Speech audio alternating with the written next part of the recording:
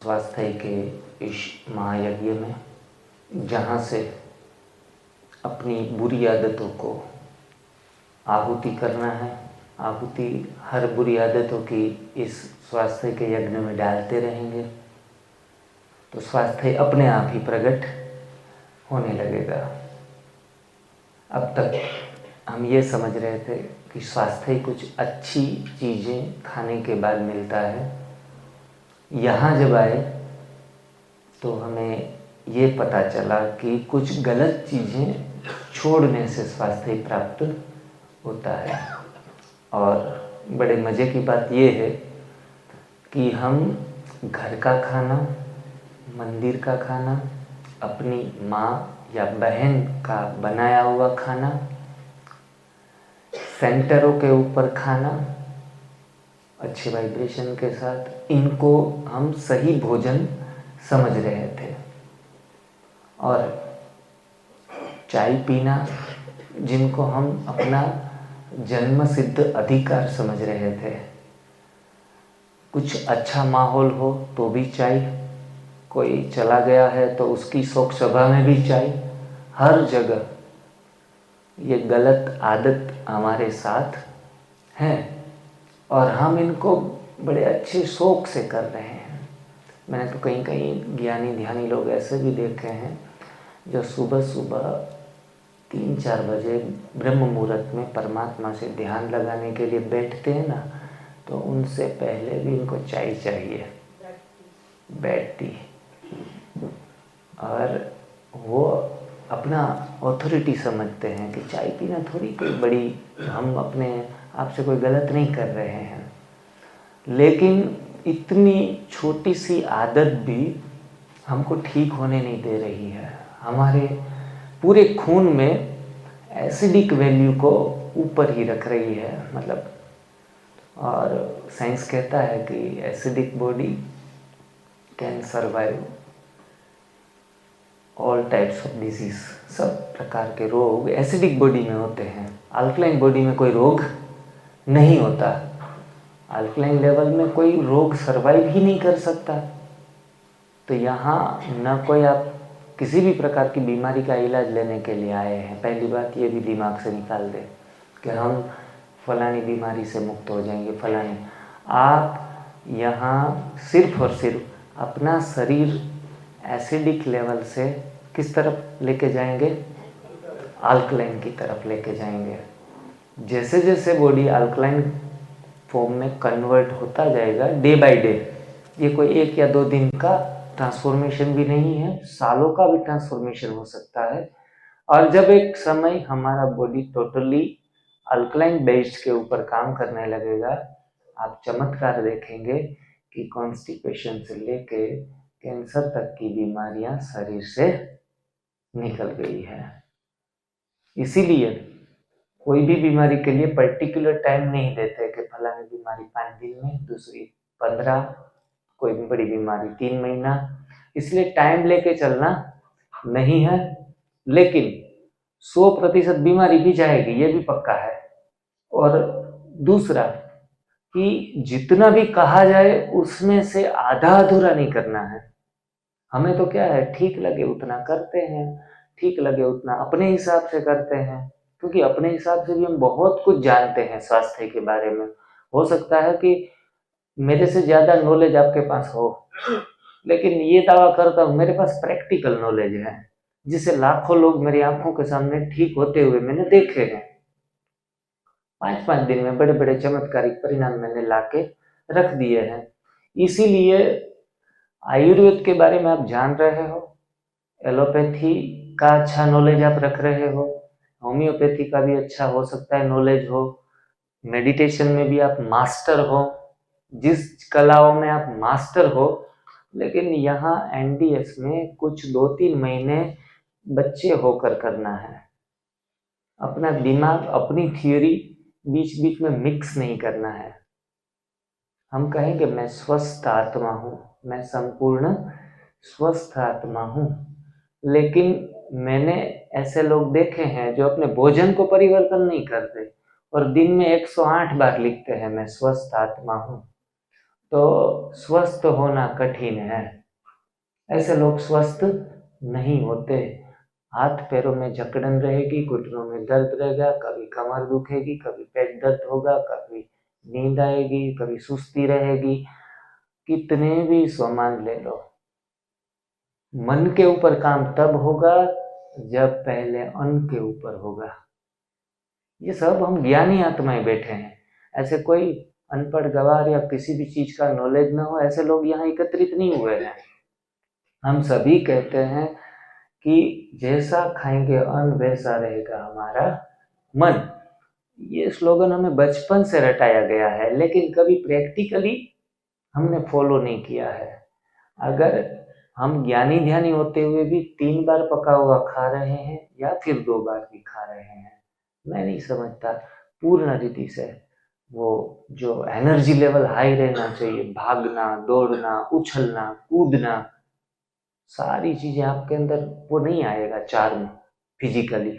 क्योंकि जब तक आपने अपने अन्न को सुधारा नहीं, या फिर जो गलत भोजन है उनकी मात्रा 60-70% कम नहीं की है, तब तक आपके लाइफ में फिजिकल बॉडी में, मेंटल बॉडी में वो एनर्जी फील नहीं कर पाएंगे आप खुद भी, और दूसरे लोग भी आपके वाइब्रेशन में आएंगे तो दूसरे लोगों को उसमें अंदर भी आप एनर्जी ट्रांसफॉर्म नहीं कर सकते।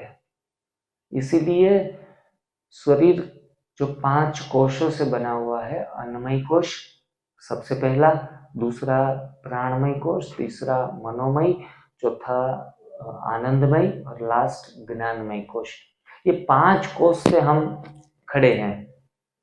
जब तक किसी को आप नॉलेज या लेक्चर सुनाने बिठा दो, बढ़िया अच्छा लेक्चर 3 घंटे 4 घंटे कर देंगे। ये ज्ञानमय कोश इनका चलो डेवलप हो गया, लेकिन अन्नमय कोश अगर हमारा सही नहीं है तो वो प्रैक्टिकली उसके अंदर हम ना देख पाए ये चीजें। कुछ समय के लिए, जैसे डॉक्टर इंजेक्शन लगाता है, इंजेक्शन का पावर कुछ घंटों के लिए रहता है हमारे अंदर। आजकल तो घुटनों में लगाने के लिए इंजेक्शन आए हैं, यू लगा दो, 4 महीने के लिए आपको दर्द नहीं उठेगा। 4-4, 6-6 महीने, इतना हेवी पैसे देकर लोग ऐसी ट्रीटमेंटें भी ले रहे हैं, तंग हो चुके हैं अपनी बीमारियों से, थक चुके हैं। तो वो हार्ट में वो क्या लगाते हैं, स्टेन या फिर दूसरा कुछ बलून पहले लगाते थे। गंध बीच में से निकालने के लिए तैयार नहीं है। हम टेम्पररी सॉल्यूशंस की तरफ भाग रहे हैं और खुद हम बहुत ज्ञानी ध्यानी और साइंस से में हम आगे निकल चुके हैं ऐसा फील करते हैं। एक्चुअल में ये राइट डायरेक्शन नहीं है। हमें सबसे पहले अपने भोजन के अंदर सुधार, उसमें खास करके जो भी योगी आत्माएं बैठे हैं उनके जीवन में ऐसे एक योगानंद हो गए हैं। वो बताते थे कि आध्यात्मिकता का प्रथम चरण पेट से शुरू होता है। उन्होंने बताया कि जिस व्यक्ति को अध्यात्म में आगे जाना है, ईर्ष्या, राग, द्वेष, एंगर, ये सारी चीजों से मुक्त होना है, तो पहले आत्मा का द्वार पेट है। हम कहते हैं आत्मा मन, बुद्धि और संस्कार 3 चीजों से बनी हुई है, लेकिन आत्मा का द्वार पेट है। अगर पेट को शुद्ध करने की कला आप जानते नहीं, तो मैं समझता हूँ आप आध्यात्मिकता से काफी हद तक बिछड़े हुए हो। वस्त्रों से या फिर बातों से, इन चीजों से प्रेजेंटेशन होता है हमारे आध्यात्मिकता का, लेकिन प्रैक्टिकली जब अपने आप को कम से कम, जो लोग स्पिरिचुअल है 70% उनका जो फूड है वो अल्कलाइन होना चाहिए। मिनिमम कहता हूँ 70% फूड हमारा कैसा होना चाहिए, अल्कलाइन होना चाहिए। तब जाके आध्यात्मिकता के अंकुरित अंदर से हम होंगे। तो इतना परिवर्तन जरूरी है, लेकिन खाना जितना इफेक्ट डालता है उतना ही जो पुराना खाया हुआ है सालों से, उस चीज को निकालना जरूरी है। ऊपरी ऊपरी चीजों से डालने से कुछ होने वाला नहीं है। खीरा खाएंगे, टमाटर खाएंगे, जूस अभी पिया है 2 गिलास, तो ये चीजें इतनी महत्वपूर्ण नहीं है जितनी सफाई महत्वपूर्ण है। हर बीमारी का इलाज डालना नहीं है, हर बीमारी का इलाज सफाई है। ये अवश्य अपनी जहन में रखें।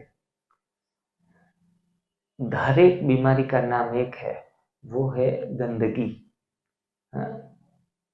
Anything accumulate in the body, unwanted elements accumulate in the body is root cause of disease, ऐसा कहा जाता है एलोपैथी में भी, कि कुछ ऐसे अनवांटेड एलिमेंट्स आपके शरीर में घूम रहे हैं जो आपके बीमारी की जड़ है।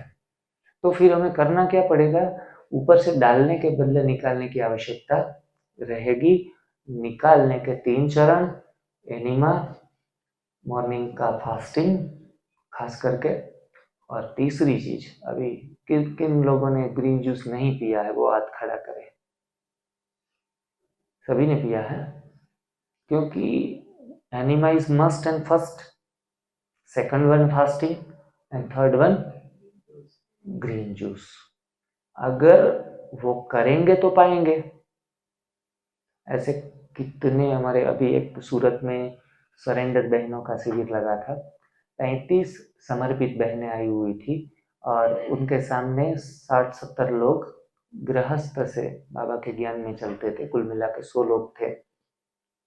सिर्फ 3 दिन की इस शिविर में इतने सारे रोग का निवारण होना शुरू हो गया। बहनों ने भी संकल्प किया, जहाँ जहाँ भी सेंटर है वहाँ जाते हैं तो दीदियाँ गुरुवार के दिन वो पक्का भोग भी बनाते हैं और साथ साथ में फल सलाद सब्जी भी रखते हैं। 2 टाइप का। हमारे खैर शायद रोहतक में भी ऐसा होता है। उमा दीदी हमारे बीच में है, उनका भी कुछ सेशंस हम जरूर दोपहर के बाद लाभ लेंगे हम, क्योंकि हर जगह हर सेंटर पे हर भोजन प्रथा को एक मिसाल बनाना कोई कठिन बात नहीं है, क्योंकि हम दुनिया को शांति देते हैं, सुख देते हैं, तो साथ साथ में स्वास्थ्य भी क्यों न दे। ऐसे उमा बहन जैसे हमारे एक महाराष्ट्र के अंदर शांता बहन है, बड़ी अच्छे तरीके से। यहाँ नजदीक में सिरसा में बिंदु दीदी है। आज काफी सारी ब्रह्मा कुमारी बहनें जो आज अपने स्टूडेंट को, जो लोग आते हैं, उनको स्वास्थ्य देने की प्रायोरिटी रख रही है। मैं तो आगे देख रहा हूँ कि बाबा के परिवार में एक दिन ऐसा बोला जाएगा कि स्वर्ग का वर्षा लेना है तो भी सिर्फ यहाँ आओ बाबा के घर में, और अच्छा स्वास्थ्य पाना है तो ब्रह्मा कुमारियों वाले के पास जाओ।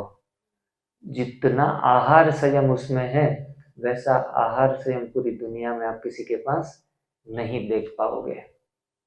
लेकिन इनके लिए कुछ लोगों को एक मिसाल बनना पड़ेगा, और ये आरंभ हो चुका है। काफी बीके भाई बहन इस स्वास्थ्य की मुहिम में जुड़ चुके हैं, पूर्ण रीति से स्वस्थ जीवन जी रहे हैं। हमारे साथ जो आपके लिए अभी भोजन की तैयारियां कर रही है, सलाद चटनी बना रहे हैं, सुमन बहन करके जो उच्चाना से आए हैं, उनकी डेली की 20-25 गोलियां चल रही थी। जो माता है, गृहस्थ में रहती थी, आज से लगभग 2 साल पहले जींद शिविर में 5 दिन का कैंप उन्होंने अटेंड किया था। हालत एकदम खराब, इतनी पीजीआई और वेदांता सब चंडीगढ़ की सारी हॉस्पिटलों के चक्कर काट के खुद तो थक चुकी थी, पति भी परेशान, तन से मन से और धन से सारी सफाई हो रही थी।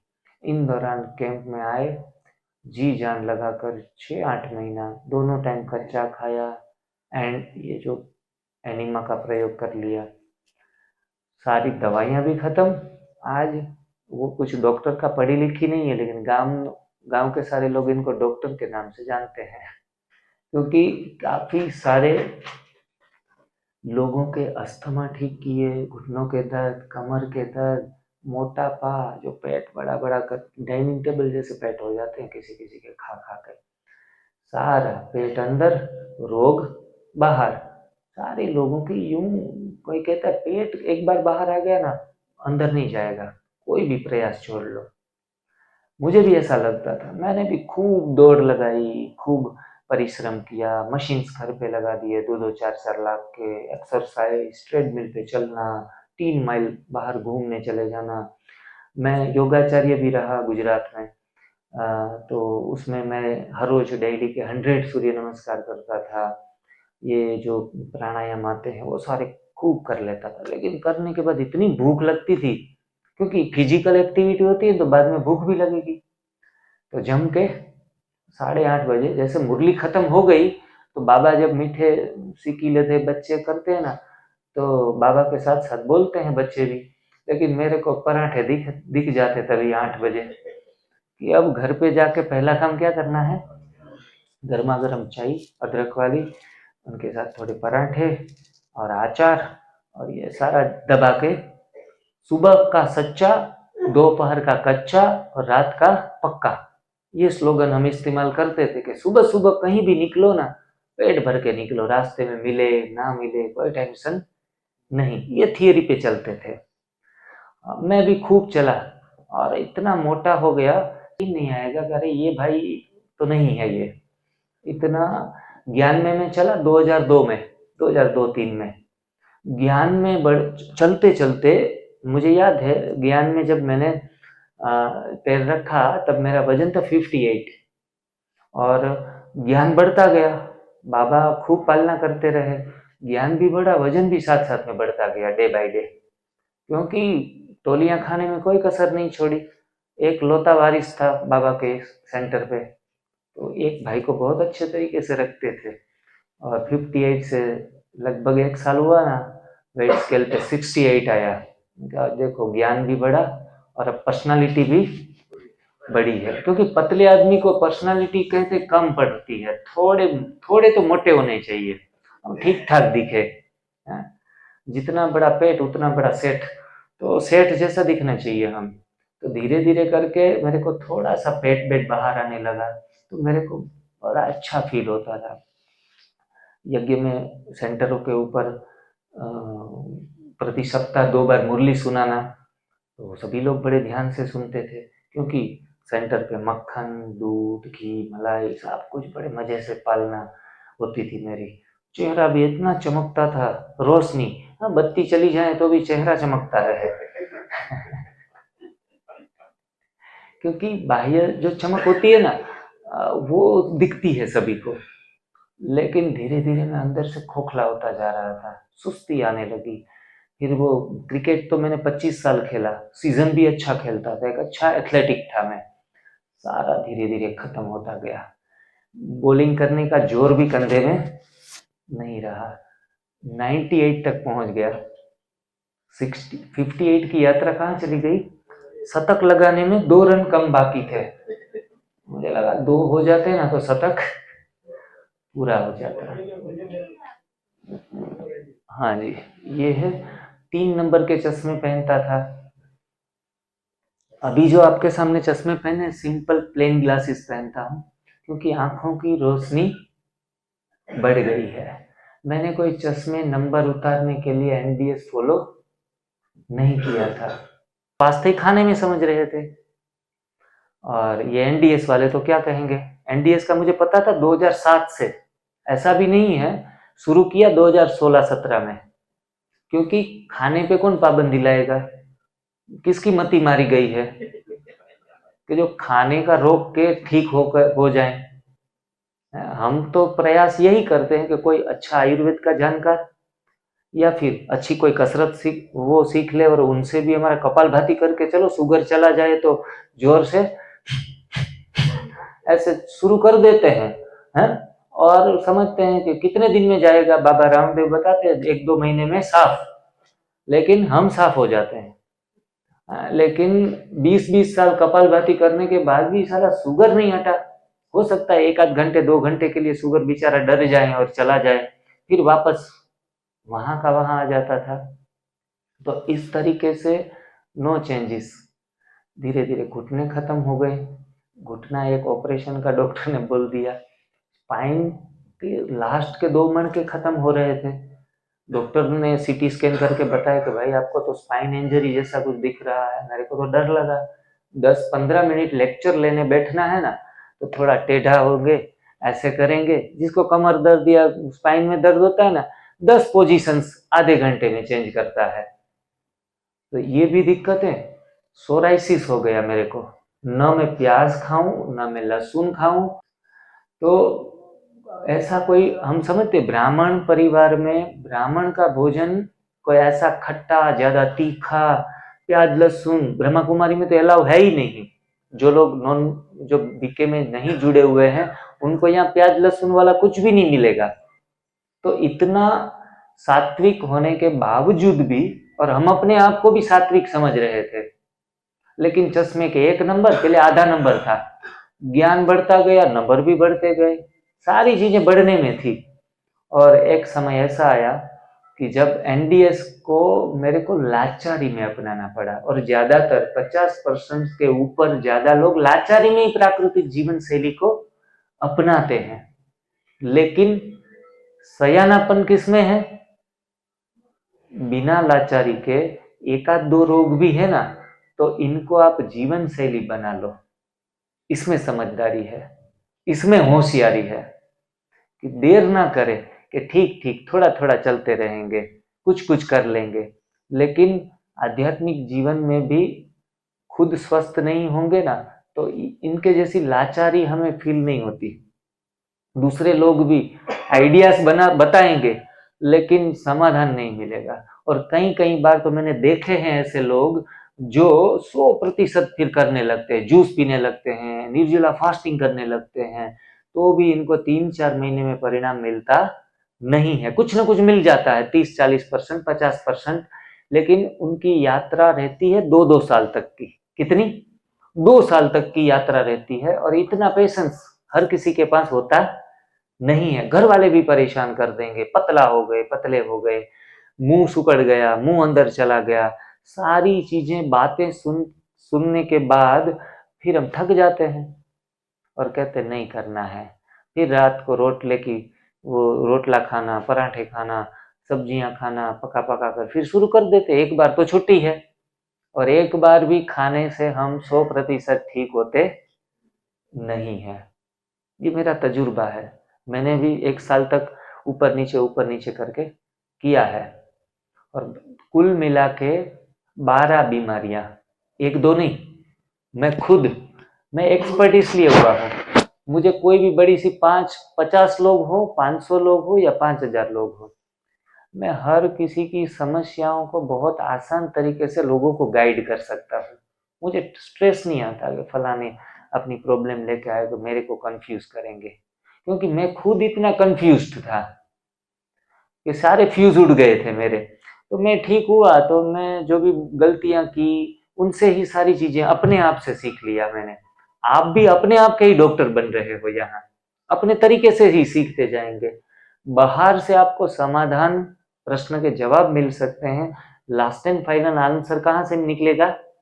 अपने अंदर से निकलेगा। तो प्रैक्टिकली आपको ही फिट होना पड़ेगा। नॉलेज सारे वीडियो से मिल जाएंगे, नॉलेज ऐसे कैंपों से आपको मिल जाएंगे, लेकिन प्रैक्टिकली आपको ही होना पड़ेगा। तकलीफें भी छोटी मोटी आएंगी, फेस भी आपको खुद को ही करना पड़ेगा। 1 या 2 बीमारी लेकर बैठे हैं, उनके लिए कोई समस्या है ही नहीं, वो तो फट से उनको पता भी नहीं चलेगा और बीमारी के स्टेशन कब छूट गए। उनके लिए तो खुश खबर ही है। ज्यादा बीमारी से तंग है, सालों से, 5 साल से, 10 साल से, उनके लिए थोड़ा मानसिक मनोबल दृढ़ करना है। जब आंखों में अरमान लिया, मंजिल को अपना मान लिया, तब मुश्किल क्या और आसान क्या, जब ठान लिया तो ठान लिया। इतना मन में दृढ़ संकल्प करके चीज में करते रहना है। कोई कहता है सर जी इसमें कोई साइड इफेक्ट तो नहीं आ जाएगी ना? अरे भला इसमें साइड इफेक्ट कौन सी? अभी आपको ग्रीन जूस पिलाया है, कोई चाय तो पिलाई नहीं है जिनसे आपको गैस एसिडिटी हो। यहाँ तो अच्छी आदतों का परिवर्तन है, तो कोई साइड इफेक्ट की कोई बात नहीं है। हो सकता है उभाड़ के लक्षण कोई भी आए, उभाड़ के लक्षण में आपको स्टेबल रहना पड़ेगा। और फिर भी तंग करते हैं लोग, फिर भी तंग करते हैं, अपनी बीमारियों से खुद तंग होते हैं ना, तो इतने तंग हो जाते हैं तो अब दूसरों को भी, पहले घर वालों को तंग करेंगे, फिर डॉक्टर को तंग करेंगे, क्योंकि दुखी आदमी दुख बांटेगा, सुखी आदमी सुख बांटेगा। फिर कहते सर जी फिर भी बताओ ना कोई साइड इफेक्ट।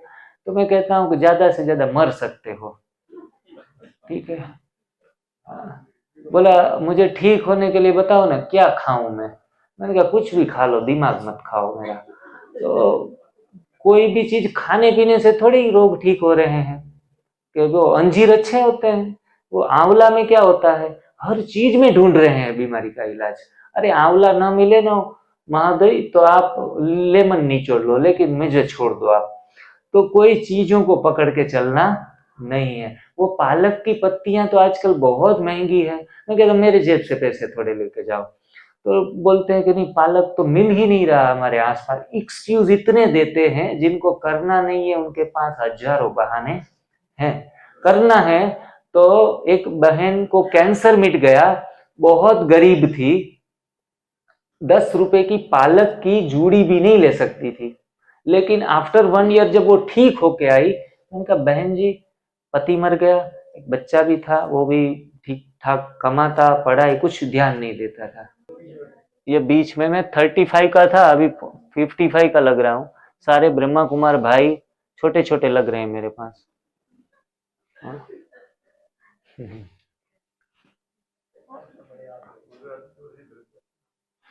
फिर स्पाइन इंजरी, नी पेन, सारी चीजें मतलब शरीर में थी। रोगी था, लेकिन आप एक व्यक्ति को देख के नहीं बता पाएंगे कि ये रोगी आदमी है।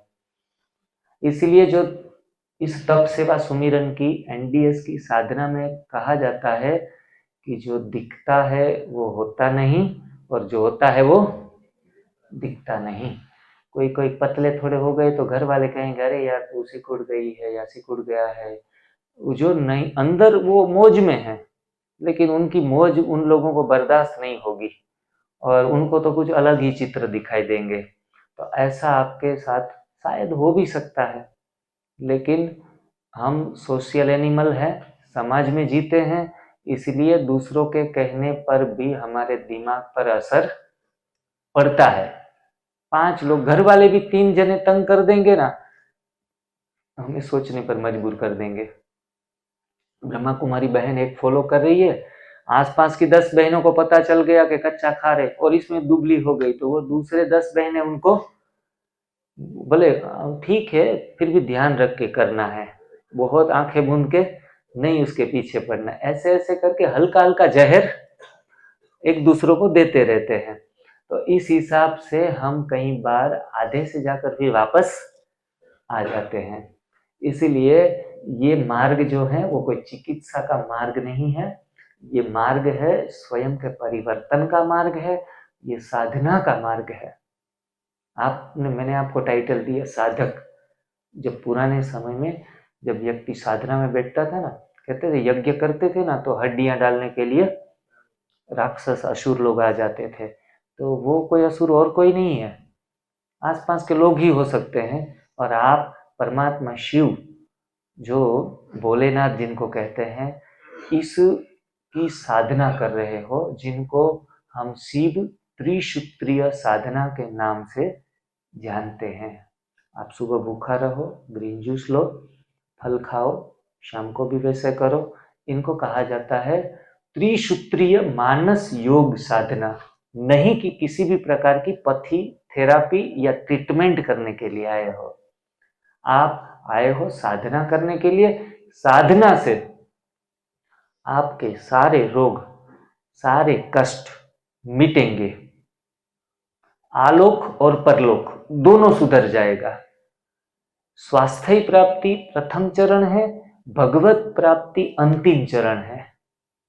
भगवत प्राप्ति होना माना संपूर्ण रीति से सुखी होना, इनको कहेंगे ईश्वर परमात्मा मिल गया। परमात्मा मिल गया, बाबा मिल गया, बाबा को पहचान लिया, लेकिन सुबह उठो तो 5 मिनट भी आप बैठ भी ना पाओ, खड़े होने में दोनों हाथ का जोर लगाना पड़ रहा है, तो मैं नहीं मानता परमात्मा मिल गया। ये परमात्मा मिल गया आपने नहीं पाया, क्योंकि जब परमात्मा मिलता है तो हमारे अंदर 5 चीजें पैदा होती है। परमात्मा मिलता है तो पहला स्वास्थ्य, पहला चरण हमारा स्वास्थ्य, दूसरा शक्ति, तीसरा आनंद, चौथा ज्ञान और 5वां प्रेम। अगर 5 चीजें आपके अंदर आ जाएं तो इनको कहते हैं परमात्मा मिल गया। दुख स्वप्न मात्र लवलेश न व्यापे। श्री रामचरितमानस में एक गायन है कि जो व्यक्ति को परमात्मा की झांकी हुई है उनके स्वप्न में भी दुख नहीं आएगा। इनको कहेंगे भगवत प्राप्ति होना। क्या हम सालों से मंत्र जाप पूजा पाठ सब कुछ करते आए, भगवान की माला जप ली, बहुत तीर्थ स्थानों के ऊपर चले गए, मलमल धोए शरीर, मन का मिटा न मेल, गंगा गोमती सब में नहाए, रहे बेल के बेल, लेकिन बहुत कुछ घूम लिया, यहाँ बद्रीनाथ केदारनाथ 4 धाम की यात्राएं भी कर ली, कितने सारे तीर्थ स्थान भी घूम लिए, लेकिन शरीर में स्वास्थ्य ही प्रकट न कर पाए, इस शरीर रूपी साधन को साध न पाए, तो परमात्मा की प्राप्ति ये सिर्फ शब्दों में हो सकती है, रियल में अनुभव युक्त नहीं हो सकती। आपने कभी भी सोचा ही नहीं है कि भोजन तो आध्यात्मिकता का पहला चरण है, उनके विषय में हम कभी भी जागृत ही नहीं हुए। हम तो समझते थे कि बाबा मिला तो अब तो हम जम के खाएंगे, व्रत उपवास तो सब कुछ करने की जरूरत नहीं है, भक्त आत्मा करती है व्रत उपवास, और हम क्या करेंगे, हम तो बस संगम युग मौज का युग, खाएंगे पिएंगे पार्टी करेंगे। और पनीर का सब्जियां, अब हम एक बार मधुबन गए थे तो सभी ब्रह्मा कुमार का इकट्ठे, भाई जी आज आपका क्लास हो गया, आज तो आपको पार्टी कराएंगे। मैंने पार्टी ये बहुत कर ली, मैंने घर पे भी खूब कर ली, और अब पार्टियां खत्म खाने पीने की। खाना उतना ही खाना है, खाने का महत्व है, भोजन हमें जीवन देता है। मैं कोई भोजन को क्रिटिसाइज करने के लिए हम यहाँ इकट्ठे नहीं हुए हैं, भोजन हमें जीवन देता है, भोजन को ब्रह्म कहते हैं, पूजना चाहिए भोजन को, बहुत आदर सत्कार और बड़े प्यार से कृतज्ञता भाव से भोजन को बहुत सम्मान पूर्वक ग्रेटिट्यूड के साथ लेना है, शरीर को देना है। भोजन जीवन देता है, लेकिन अब हम खाने के लिए नहीं जिएंगे। खाना एक फैशन हो गया है लोगों के लिए। खाना, आज कुछ दुख हुआ तो भी अच्छा खाना, सुख हुआ तो भी अच्छा खाना, बच्चा नंबर 1 आया तो वही खाना। तो ये चीजें एक फैशन के तौर के ऊपर, टेस्ट के तौर के ऊपर हमने अपना ली है अपनी प्रणाली में, संस्कृति में। इनसे पूरी मानव जात का बेड़ा गर्क हो गया है। आज हमने कल देखा, मैं दिल्ली अभी गया 2 दिन पहले, विनोद जी के घर पे रुके, सीधा वहां से आके जमशेदपुर से, तो सीधा हम दिल्ली में एंट्री हुए 4, साढ़े 4, 5 बजे के बाद, 5-6 बजे के बाद, 6:30-7 बजे घर पहुंचे, पता चला कि बम ब्लास्ट हो गया, काफी लोग मर गए, पूरी देश की जो पॉलिटिक्स और पुलिस सारी काम पे चढ़ गई है। ये जो लोग आतंक फैलाते हैं, आपने सारे टीवी न्यूज देखते होंगे, मोबाइल में आजकल तो सारी चीजें रिपोर्टिंग होती है, आप देख रहे हैं ज्यादातर लोग नॉनवेज खाने वाले ही उसमें जुड़े हैं, उस कम्युनिटी के साथ जुड़े हैं। अगर आप हिंसा करेंगे, खाने में भी हिंसा है, तो हिंसात्मक प्रवृत्ति अपने आप आएगी, है? इनके लिए आपको कोई विशेष क्लास लेने की जरूरत नहीं है। अगर आप घर पे बैठे बैठे कच्चा खाना शुरू कर देंगे, मेरे लेक्चर सुनने की जरूरत नहीं है। परिवर्तन, जैसा खाएंगे वैसे बनेगा हमारा मन, जैसा बनेगा मन वैसी हमारी मति बनेगी, और जैसी मति होगी वैसी ही गति होगी आपकी। भोजन पूरे जीवन का आधार है। जितना जो लोग हिंसात्मक प्रवृत्तियां कर रहे हैं, आप देखेंगे उनके डाइट में कहीं ना कहीं नॉनवेज जुड़ा हुआ है, और ऐसे विचार परिवर्तन हमारे हो जाएंगे। मरना या मारना, ये दोनों चीजें ही बचेगी। और मैं तो कहता हूं, बार बार 3 टाइम पका हुआ भोजन भी ले रहे हैं ना, वो भी तामसिक भोजन है। हम कोई पके हुए भोजन को राजसिक या तामसिक की श्रेणी में रख सकते हैं, इनको हम कभी भी सात्विक नहीं कहेंगे। अगर आप गर्म खा रहे हैं तो कोई ऐसा सात्विकता की तरफ आप आगे बढ़ रहे हैं, ऐसा समझना भी सरासर गलती है कि हम तो बाबा की याद में प्रसाद समझकर सुबह में भी भोग लगाते हैं, फिर ही लेते हैं, दोपहर में भी भोग पहले लगाया पका हुआ, फिर ले लिया, वो भी आपके अंदर पकी हुई चीज राजसिकता बढ़ाएगी या फिर तामसिकता बढ़ाएगी। क्योंकि यहाँ तो काफी डिसिप्लिन है, वैष्णव हो, ब्रह्मा कुमारी हो, स्वामीनारायण हो, या प्याज लहसुन नहीं, ज्यादा तेल मसाले नहीं, ज्यादा ऐसी कोई भी चीजें इस्तेमाल नहीं करते हैं, फिर भी बीमार तो उतने ही है जितने बाहर से लोग। इनका एक ही कारण है, disease start from your kitchen. कहां से आ रहे हैं डिजीज? खुद के ही किचन से, खुद की ही रसोई से आ रहे हैं। न होते अनाज न उलझती नारी, हमारे सचिन भाई अक्सर कहते हैं, न होता अनाज न उलझती नारी, फल में वे अपनाते तो भागे व्याधि सारी। सारी व्याधियां समाप्त हैं। दिन में भी अगर मानव पति मान जाए कि एक बार ही खाएंगे, जिस घर में एक बार ही चूल्हा जलता है उस घर से भी लगभग आधे से ज्यादा बीमारियां हट जाती है। कितना सरल और सहज इलाज है, एक बार चूल्हा जलता है, और वो भी खास करके शाम को, क्योंकि वर्क पहले, फूड बाद में, रेस्ट अंत में। ये WFR सिस्टम से अगर चले, क्योंकि दोपहर का खाना खा के हमें रेस्ट शायद मिले भी और ना भी मिले, खाना खा के कभी भी श्रम करना नहीं है और हम श्रम करते हैं, इसीलिए पाचन पूरा होता नहीं है, तो पके हुए भोजन से और भी बीमारियां आती है। दोपहर का पका हुआ खा के आपको बोला जाए 2 घंटे क्लास सुननी है, मैं नहीं मानता कोई भी सुनेगा। सुस्ती इतनी बढ़ जाएगी, क्योंकि अनाज का एक ही काम है, आपके शरीर में सुस्ती पैदा करना। अनाज ये विफल सभ्यता का सर्वप्रथम चरण है। हमारी विफल जो सभ्यताएं हैं, आज तक मानव सभ्यताएं खड़ी रही हैं, वो विफल होने का सबसे मुख्य कारण अनाज है। अनाज और दालें, वो जबकि हमारा भोजन था ही नहीं, मानव संस्कृति का पक्षियों का भोजन है। हमने, किसी ने पढ़ा दिया स्कूल कॉलेजों में, कार्बोहाइड्रेट इनसे मिलेगा, प्रोटीन इनसे मिलेगा, कार्ब्स इनसे मिलेंगे, इसमें हम उलझ गए। मैं भी साइंस स्टूडेंट हूँ, केमिकल इंजीनियरिंग फिनिश किया था मैंने पहले, इसलिए जो जितना ज्यादा पढ़ा लिखा ना, इतना ज्यादा बेवकूफ। क्योंकि 2007 में मैंने पता चला इस बारे में, तो साइंस स्टूडेंट होने के नाते अपना अहम ईगो जो है ना, वो साइड में ही नहीं रख पाया मैं खुद। यार ये बकवास कर रहे हैं सारे, अभी प्रोटीन तो जरूरत है, फाइबर की भी जरूरत है, ये तो खाना पड़ेगा, दूध तो पीना पड़ेगा। दूध ये जो पशुओं से आ रहा है, बिल्कुल परहेज करना है, 100% परहेज करना है, रोगों की गंगोत्री कहा गया है। और ये बात जैसे ही मुझे पता चली, तो मैंने तुरंत ही क्रॉस लगा दिया कि इस सिस्टम में घुसना नहीं है। सारी बातें बेवकूफ बता रहे हैं, दूध पीने की मना कर रहे हैं। उल्टा हम तो अपनी गाय को अच्छे तरीके से पालते हैं, कोई बाहर भी जाने नहीं देते, इनको अपना ही घास खिलाते हैं, तो गाय का दूध तो अमृत समान है, गाय को तो माता कहते हैं, ऐसी थियरी। और साथ साथ में कैल्शियम मिलता है गाय के दूध से। और भगवान कृष्ण भक्ति मार्ग में थे तो कहते थे ना कि कृष्ण भी दूध पीते थे या मक्खन खाते थे। ऐसी ऐसी बातें हमारे दिमाग में इतनी भरी गई है।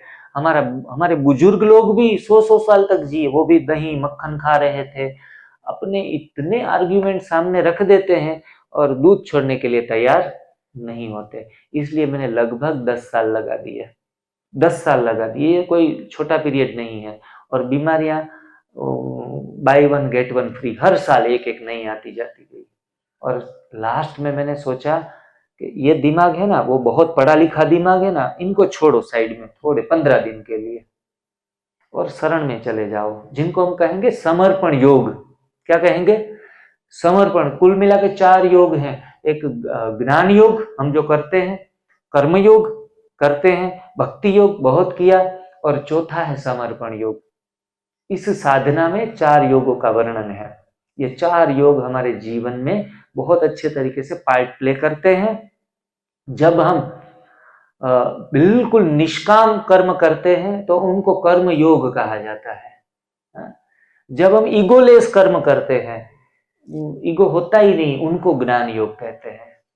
और भक्ति योग, जिसमें पूर्ण रीति से कर्म परमात्मा को अर्पित कर देते हैं कि मैं कुछ करता ही नहीं, करण करावन आप हो, ये भक्ति योग है। भक्ति योग में ये गाया हुआ है। और समर्पण योग, ये चौथा घाट, ये 4 घाट जब हम अपने जीवन में पूर्ण रीति से लेते हैं, तब समर्पित होने से तो कहते हैं कि तप से रोग हटे, तप से रोग हटे, सेवा से तनाव हटे। ये स्लोगन बहुत याद रखने जैसे हैं, छोटे छोटे हैं। तप से क्या होता है?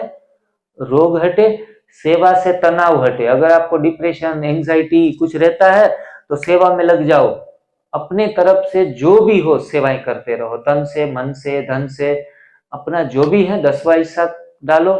मैं तो कहूँ, मैं बहुत एंजाइटी और स्ट्रेस, मैंने 6 महीने गोलियां खाई थी, जो स्लीपिंग डिसऑर्डर मेरे को हो गया था, मैं रात को नींद नहीं कर पाता था। तो ये सारी चीजें सेवाओं से बिल्कुल चली गई। मेरे को आज 8:15 8:30 हो जाते हैं ना शाम को, तो नींद आना शुरू हो जाती है।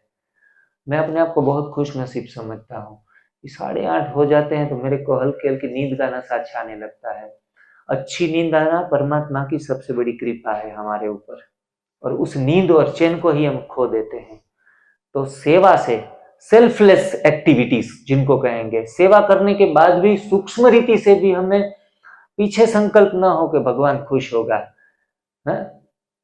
दूसरे लोग हमारी वाह वाह करेंगे, सेवा के पीछे इतना भी सूक्ष्म 1% भी कामना ना हो, इनको कहेंगे निष्काम सेवा। निष्काम सेवा से जीवन में किसी भी प्रकार का तनाव नहीं रहेगा। सेवा से तनाव हटे, तप से रोग हटे।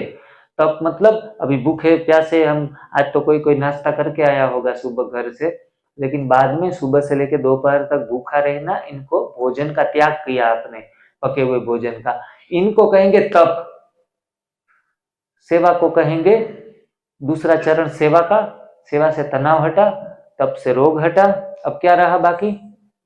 सुमिरन। सुमिरन से ज्ञान प्रगटे। सुमिरन से रियल में ज्ञान क्या कहा जाता है? मेडिटेशन दीदियां करवाती हैं तो दीदियों को सुनते सुनते हमें मजा आता है। दीदियों की वाणी में सरस्वती बैठी हुई होती है। ब्रह्मा कुमारी बहनों को आप किसी को भी सुनेंगे, मुरली सुनाएंगे ना, तो इतना दिल को सुकून मिलेगा। 7 से 8 यहाँ मुरली क्लास भी होगा हर रोज, आप अवश्य अटेंड करिएगा।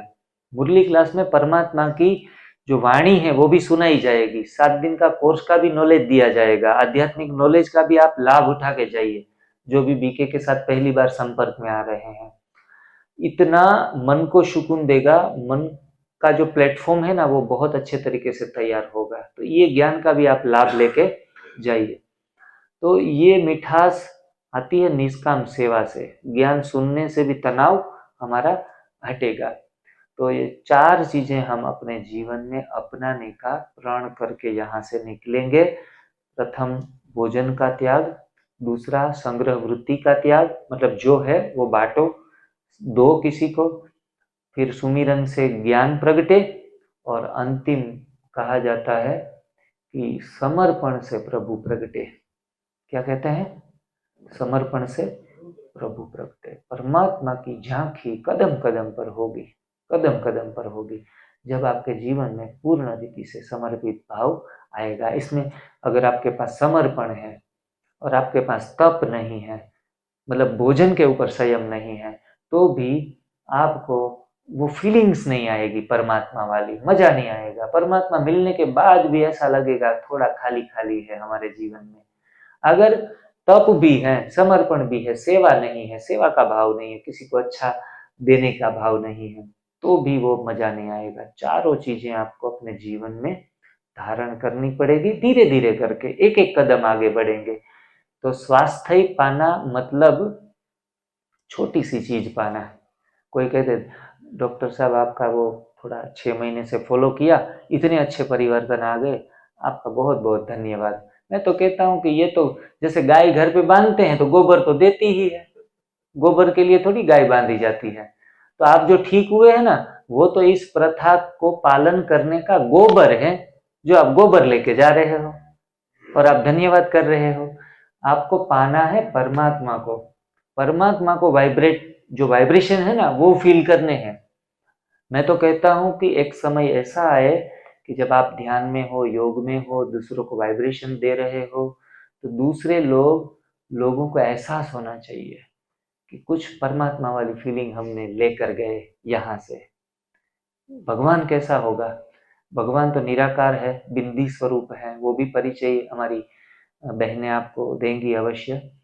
हम आज तक राम और कृष्ण को भगवान समझते आए, लेकिन परमात्मा तो लाइट है, एक ओंकार कहते हैं, गॉड इज वन कहते हैं। तो परमात्मा का परिचय भी आप यहाँ से लेके जाएंगे, ध्यान की विधि भी सीख के जाएंगे। व्हाट इज राजयोगा, एक्चुअल में ध्यान कैसे किया जाता है वो भी आप सीखेंगे।